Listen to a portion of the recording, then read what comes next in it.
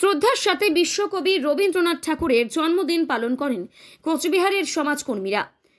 কোচবিহার আস্থা ফাউন্ডেশনের কোচবিহার শিল্পী সংসদের যৌথ উদ্যোগে বিশ্ব কবিগুরু রবীন্দ্রনাথ ঠাকুরের ১৬৫তম জন্ম জয়ন্তী পালন করা হয়। জন্মদিন উপলক্ষে বিশ্ব কবিগুরু রবীন্দ্রনাথ ঠাকুরের প্রত্যেকটি মাল্যদান এবং ধূপকাঠি মোমবাতি জ্বালিয়ে শ্রদ্ধা নিবেদন করেছে সকল সদস্যরা।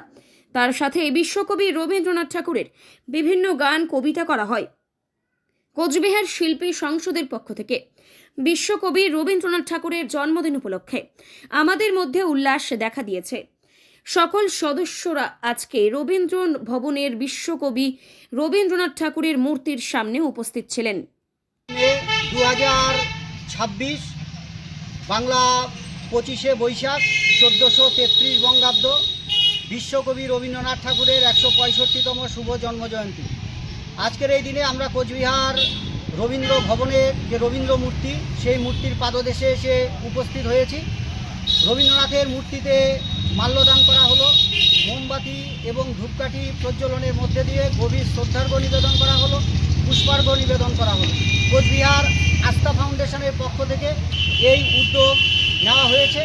রবীন্দ্রনাথ ঠাকুর 1861 সালের 7ই মে বাংলা 25শে বৈশাখ জন্মগ্রহণ করেন। তিনি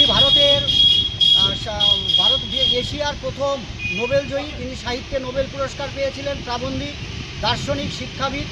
আজকে তার শুভ জন্মদিনে আমরা কোচবিহার আস্থা ফাউন্ডেশনের পক্ষ থেকে তাকে শ্রদ্ধার্ঘ্য নিবেদন করতে পেরে নিজেদের ধন্য মনে করছি। সেই পাশাপাশি আমরা এখানে এসে একটা বিষয় অনুধাবন করলাম যে সরকারিভাবে এখানে কোনো অনুষ্ঠান আজকে নেই। কাজেই পশ্চিমবঙ্গে আজকে নতুন সরকারের শপথ গ্রহণ অনুষ্ঠান। আমরা সরকারের কাছে আমাদের আবেদন থাকবে পরের বছর থেকে যেন তথ্য এবং সংস্কৃতি দপ্তর এইখানকার যে অর্থাৎ রবীন্দ্র ভবন যে সেখানে যেন বিভিন্ন রবীন্দ্র নৃত্য, রবীন্দ্র সঙ্গীত যে সাংস্কৃতিক অনুষ্ঠান, সেই অনুষ্ঠানগুলো যেন এখানে যেন করে। তাহলে রবীন্দ্রনাথের প্রতি আমাদের যে শ্রদ্ধা, সেই শ্রদ্ধা আমরা আরও ভালোভাবে নিবেদন করতে পারবো। এর পাশাপাশি দেখা যাচ্ছে যে আজকের দিনে স্কুলগুলো ছুটি থাকে। কাজেই আমাদের একটা আবেদন থাকবে সেই স্কুলগুলোকে ছুটি না দিয়ে, সেটা সরকারি স্কুল হতে পারে, বেসরকারি স্কুল হতে পারে, যেন রবীন্দ্র জয়ন্তী যেন স্কুলগুলোকে পালন করা হয়। সকলে ভালো থাকবেন, সুস্থ থাকবেন। নমস্কার।